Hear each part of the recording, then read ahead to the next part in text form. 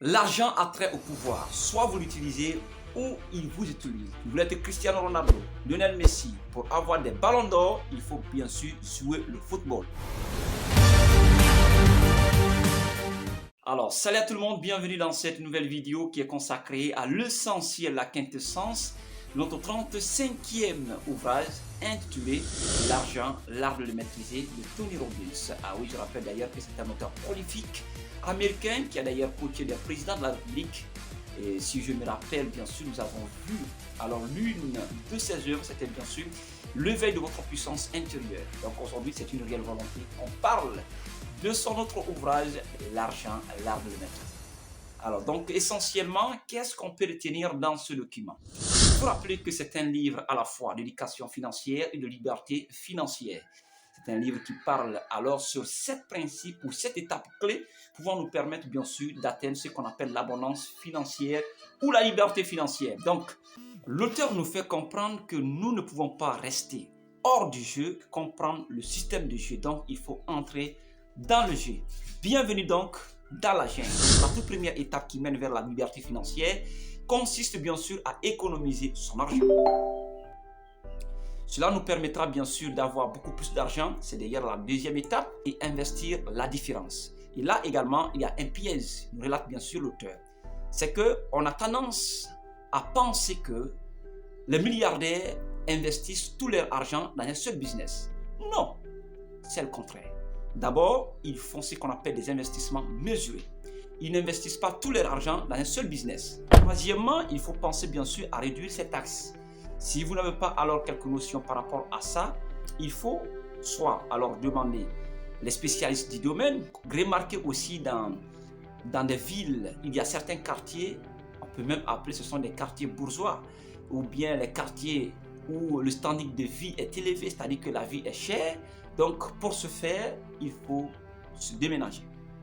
Il faut quitter ou il faut déménager. Donc il faut réduire ces taxes. Quatrièmement, il faut apprendre à investir bien sûr dans les actifs. Donc si vous voulez investir, pensez, est-ce qu'il faut investir dans un bien de consommation ou il faut investir bien sûr dans un endroit qui va vous permettre bien sûr d'avoir encore de l'argent. C'est là qu'on parle de l'actif. Un actif, c'est quelque chose qui vous permet justement de faire entrer l'argent dans votre poche, pendant qu'un passif fait sortir de l'argent dans votre poche. Donc dépense votre argent. C'est comme quelqu'un justement, vous prenez deux jeunes, l'autre a gagné par exemple un peu d'argent, va acheter une voiture personnelle. C'est un passif par rapport à une autre personne qui dit bon, non, je vais alors acheter une maison et je vais mettre en location, c'est l'immobilier. Donc c'est un actif. C'est de là qu'il s'agit. Donc apprendre à investir bien sûr dans les actifs. Cinquièmement, il faut avoir une source de revenus à vie.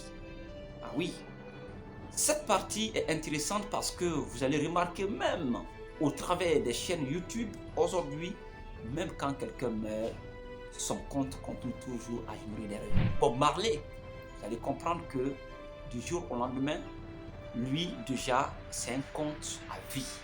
Ou bien investir également dans la blockchain ou dans l'immobilier. En tout cas, tout compte fait, cela consiste justement à investir votre argent dans un endroit, même si alors le rendement n'est pas élevé, mais ça nous permet d'avoir du jour au lendemain un peu plus d'argent de façon régulière. Donc on ne manque pas d'argent, même si on y travaille. La sixième étape que vraiment j'ai beaucoup aimé, ce n'est rien d'autre que c'est la stratégie des milliardaires.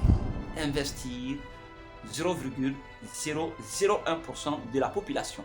Alors, cela voudrait signifier que les milliardaires ont une autre manière de vivre qui est différente de nous autres, qu'il faut continuer toujours à apprendre. Même si vous êtes le plus riche au monde, il faut continuer toujours à apprendre. Parce que vous ne savez pas, vous êtes dans un jeu que vous-même, en réalité, vous ne contrôlez pas le tout. C'est-à-dire que les 100%, vous ne contrôlez pas. Donc, il faut être à jour, il faut se mettre à jour. Et pour se mettre à jour, il faut continuer toujours à apprendre. Ne maintenez pas en tête que votre petite connaissance vraiment peut résoudre tout le problème. C'est comme également l'ouvrage dont nous sommes en train de parler, L'argent, l'art de le maîtriser de Tony Robbins. Avant, alors qu'il ne se lance dans ce domaine, il a fallu qu'il aille alors consulter des spécialistes vraiment du domaine financier plus de 50 et quelques milliardaires pour pouvoir écrire ce livre que nous sommes en train aujourd'hui de vous relater le contenu.